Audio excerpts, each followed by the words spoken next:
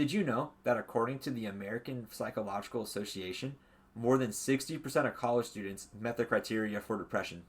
Starting college is a big change in everyone's life. A whole new world opens up to you with all the freedom you gain and all the amazing opportunities you have access to.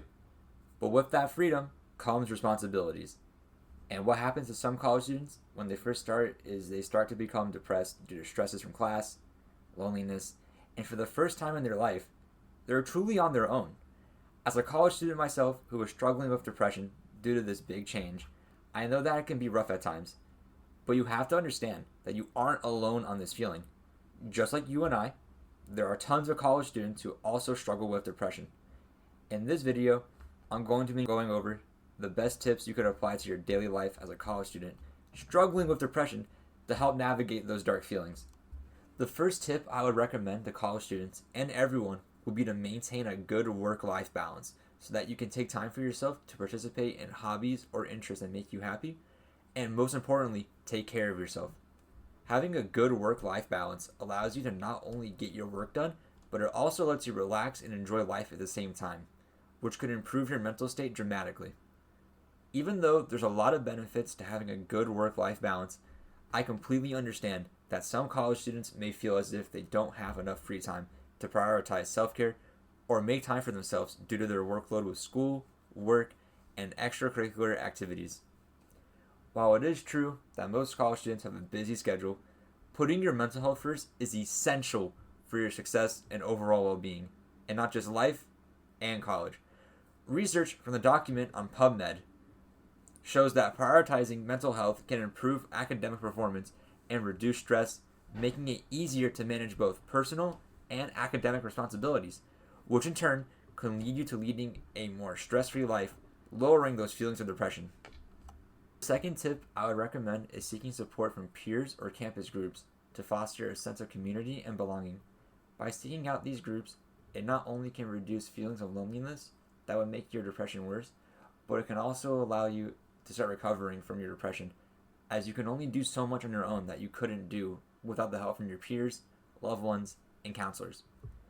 I know that when struggling with depression, the last thing most people want to do is make it public to everyone due to the stigma that surrounds mental health issues and those who seek help to deal with them, which is completely understandable. But you need to prioritize your own mental health and try not to worry about what others may think about you. While the stigma around mental health is a real barrier, addressing mental health is becoming more and more normalized as time goes on. Many college campuses now have awareness campaigns that reduce the stigma around mental health care. For example, studies from the American College Health Association show that students are increasingly open to seeking help, with more than 60% of college students saying they would seek help if they were struggling with depression.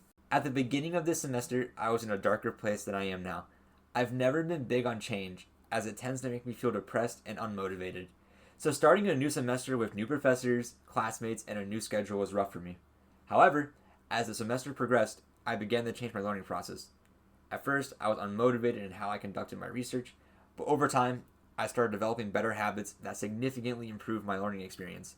Starting assignments earlier, building consistent study habits, and even meeting new people have all contributed to this improvement. These changes have not only helped me academically, but also personally, and I plan to continue building on these habits moving forward.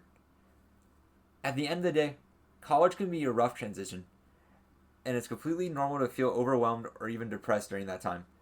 But through small intentional steps like creating a better work-life balance and seeking support from those around you, it's possible to manage those feelings and start feeling more in control. My own experience this semester has shown me that change is hard, but it's also an opportunity for growth. By recognizing what wasn't working and actively making changes in my habits and mindset, I've seen real progress, and so can you. Remember, you're not alone, and reaching out or making even one positive change can be the first step forward to recovering from your depression.